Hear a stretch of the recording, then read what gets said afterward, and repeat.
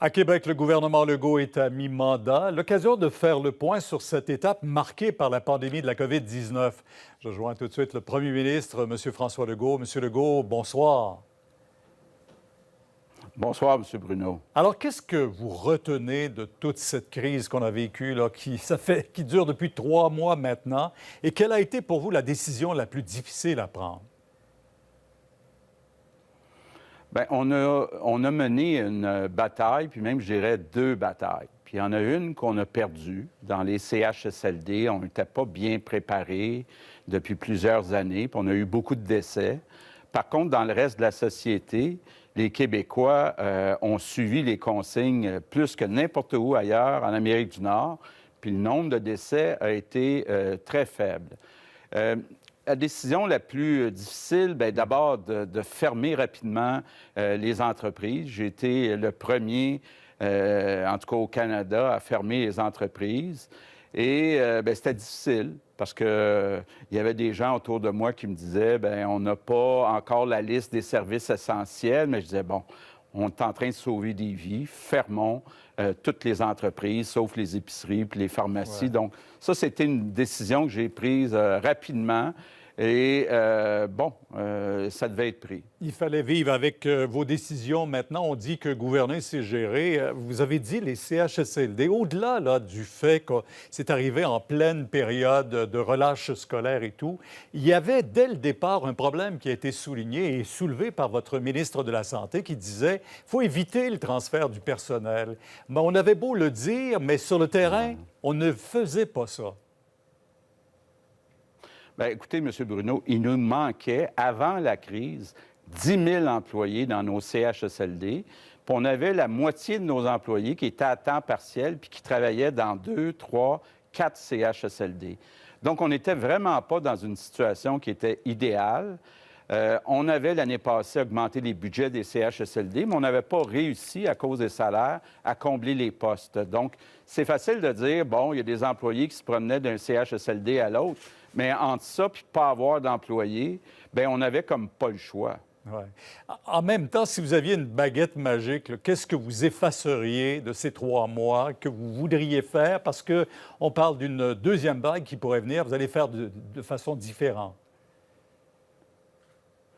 Bien, regardez, aujourd'hui, cette semaine, on a 10 000 personnes qui commencent une formation de 3 mois pour devenir préposés dans les CHSLD. Donc, on va leur expliquer quand et comment il faut porter des masques, comment on fait pour ne pas infecter les résidents. Donc, ce que j'espère, c'est que la deuxième vague, s'il y en a une, bien, elle n'arrivera pas avant le 15 septembre, avant qu'on ait ces 10 000 personnes qualifiées, parce que c'était le plus gros problème qu'on a vécu depuis 3 mois. Heureusement que vous avez eu les militaires qui sont venus prêter main forte également, mais tout au courant de cette crise-là, M. Legault, on a senti beaucoup d'animosité à l'endroit du gouvernement fédéral. Vous n'étiez pas sur la même longueur d'onde que Justin Trudeau pour les frontières au départ, pour les militaires et également pour d'autres dossiers, la PCU, entre autres. Bien, effectivement, quand on a commencé avec la vague qui s'en venait, on aurait voulu fermer les frontières plus rapidement pour éviter, entre autres, que les gens de New York, où il y avait un gros problème, viennent trop à Montréal. Ensuite, on a demandé de l'aide des soldats parce qu'il nous manquait 10 000 personnes. Heureusement, il y a 10 000 volontaires qui se sont présentés parce que finalement, des soldats, on en a eu seulement 1 000, puis aujourd'hui, on en a seulement 300. Donc, c'était difficile de ce côté-là. La PCU, bien, écoutez, de donner 2 000 par mois à tous ceux qui avaient perdu leur emploi, c'était correct, mais ça a créé des effets pervers. On s'est retrouvés, on a été obligé de donner des bonies, entre autres aux employés dans les épiceries, qui, dans certains cas, bien, gagnaient moins que 2 000 par mois, donc préféraient rester à la maison que d'aller travailler à l'épicerie. Donc, je pense pas qu'il y ait eu de mauvaise foi, ni d'un côté ni de l'autre. Je sais que M. Trudeau, c'est pas facile pour lui de négocier avec M. Trump aux États-Unis pour les frontières, mais c'est sûr que moi, j'aurais voulu peut-être avoir des résultats plus rapides. Ouais. L'éducation, il y a eu beaucoup de confusion. Vous avez décidé finalement de rouvrir les écoles au niveau primaire dans les régions du Québec, mais non pas à Montréal. Là, on s'en va vers peut-être une deuxième vague en même temps, mais là, on s'en va vers une ouverture aussi pour septembre prochain. Vous voyez comment l'école en septembre? OK. Bon, d'abord, vous le savez, M. Bruno, j'ai été trois ans ministre de l'Éducation. Pour moi, surtout le 20-25 d'enfants qui ont des difficultés d'apprentissage, je ne pouvais pas concevoir qu'ils soient à la maison pendant 6 mois.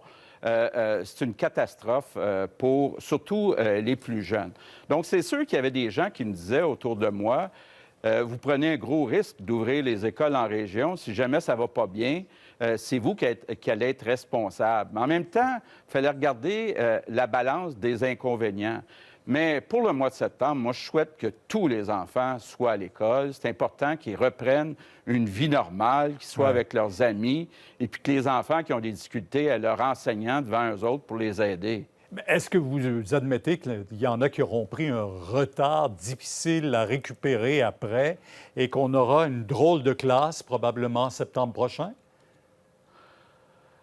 Bien, écoutez, ça nous a amené effectivement des discussions difficiles avec les syndicats. On aurait voulu, nous, avoir des camps pédagogiques cet été avec les enseignants pour le 20 d'enfants qui ont des difficultés d'apprentissage.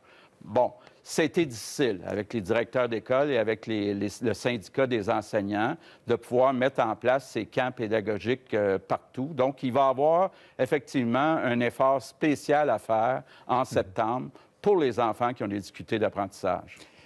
Monsieur Legault, vous annoncez aujourd'hui un groupe d'action pour lutter contre le racisme. Encore aujourd'hui, on vous a posé la question, pourquoi vous refusez le mot systémique? Pourquoi? Alors que tout le monde dit que c'est la base même de la reconnaissance du racisme, il faut y ajouter systémique. On le fait à la Ville de Montréal, on le fait au gouvernement fédéral, on en parle de plus en plus, tous les groupes le disent. Qu'est-ce qui vous arrête face à ce mot? Bon, d'abord, je ne suis pas d'accord avec vous, M. Bruno, je m'excuse, là, mais je ne pense pas que ce sont tous les groupes qui reconnaissent le mot systémique. Bien, il y a plusieurs des sortes, groupes, en tout cas, tous ceux-là au sont Québec sortis. Oui, la Ville de Montréal, effectivement, mais il y a des groupes qui disent un racisme systémique, ce serait un système où il y a systématiquement du racisme et qui viendrait comme un peu juger les Québécois. Pourtant, on sait que la grande majorité des Québécois ne sont pas racistes, mais l'important, c'est qu'il y a des gens racistes et il ne faut plus tolérer ça au Québec. Puis plutôt que de se chicaner sur le mot systémique, pourquoi on n'arrive pas à rassembler tous les Québécois, ceux qui sont nationalistes, ceux qui le sont moins, tous ceux qui reconnaissent qu'il y a du racisme, puis de se battre pour que, dans, entre autres, toute la question de la sécurité publique, qu'on fasse des choses, qu'on travaille à réduire les taux de chômage qui sont beaucoup trop élevés chez les minorités visibles. Donc, travaillons à lutter contre le racisme plutôt que de faire un débat sémantique. Ouais. Mais je prends la balle au bon. Vous venez de dire qu'il faut regrouper tous les Québécois. Comment se fait-il que dans votre comité, il n'y a que des gens de la CAQ? Bien, écoutez, d'abord, il y a eu des commissions, des groupes, des tables. Il y a même eu un plan d'action qui a été déposé par le Parti libéral, par le gouvernement libéral, par Lise Thériault. Je pense que là, on est à l'étape de passer à l'action. Puis moi, je fais un petit groupe qui va consulter rapidement cet été, mais je veux avoir des actions qu'on va poser dès cet automne. Je pense que les solutions, on les connaît. Il s'agit de les regrouper ensemble, les prioriser, puis de les mettre en place dès cet automne. Donc, si j'avais annoncé une commission publique avec des représentants de tous les partis, bien, on serait parti pour une année de consultation, alors que là, on est rendu à l'étape de l'action. On a senti beaucoup de frustration concernant le projet de loi 61 que vous n'avez pas pu faire adopter à l'Assemblée nationale sur les infrastructures. On a entendu même le président du Conseil du Trésor, M. Dubé, dire Montréal a oublié ça, la ligne bleue. Est-ce que ça dérape pas un peu? Bien, écoutez, la vérité, là, c'est que si on n'a pas un projet comme le projet de loi 61, le prolongement de la ligne bleue, On en a pour 3 à 4 ans pour les expropriations, pour les différentes évaluations environnementales. Donc, il n'y aura pas un coup de pelle qui va être donné avant 4 ans. Est-ce qu'on veut attendre 4 ans avant de prolonger la ligne bleue? Bien, si on veut aller plus rapidement, ça va prendre un projet de loi. Il va falloir changer les règles. C'est la même chose dans les maisons des aînés, dans les écoles, dans les routes, dans les hôpitaux. Actuellement, faire un projet au Québec, c'est 4 à 7 ans à cause des délais qui sont beaucoup trop longs. Là, évidemment, on n'avait pas beaucoup de temps. On était en fin de session. On va se reprendre l'automne prochain. Mais c'est un problème qui est là, qui était là avant la pandémie. Ça n'a pas de bon sens au Québec. Comment c'est long faire des infrastructures. Sans déraper non plus. Il ne faut pas non plus donner... Évidemment, il ne faut pas retomber dans la corruption puis de donner des contrats aux petits amis puis d'aider les bandits dans la collusion. Là, ça, c'est très clair. Puis, on est capable, moi, je pense qu'on est capable au Québec, on n'est pas plus fou qu'ailleurs, de faire des projets plus rapidement, mais de le faire sans corruption puis en respectant des exigences environnementales. En terminant, M. Legault, je faisais allusion en ouverture de la première partie de votre mandat qui prend fin. Là, vous allez entamer la deuxième. On sait que la majorité des gouvernements, ils vont d'un remaniement ministériel. Vous en prévoyez un au cours rapidement, là, avant l'été ou après l'été? Non. Non, il n'y a rien de prévu pour l'instant.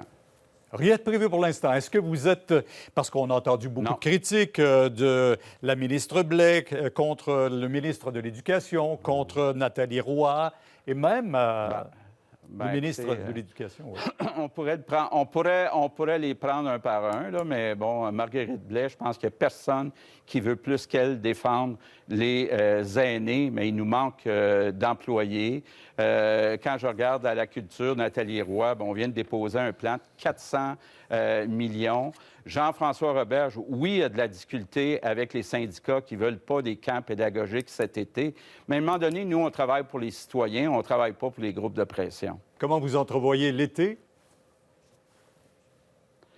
Bien, l'été, j'entreprends une tournée des régions du Québec. C'est sûr que j'ai été moi-même un peu confiné à Québec et à Montréal depuis 3 mois. Là. Donc là, j'entreprends une tournée de toutes les régions du Québec. Je vais en profiter pour aller rencontrer les maires, les préfets, puis bien sûr, nos députés. Bien, profitez-en bien, M. Legault. Merci beaucoup. Merci, M. Bruno. Au revoir. Au revoir.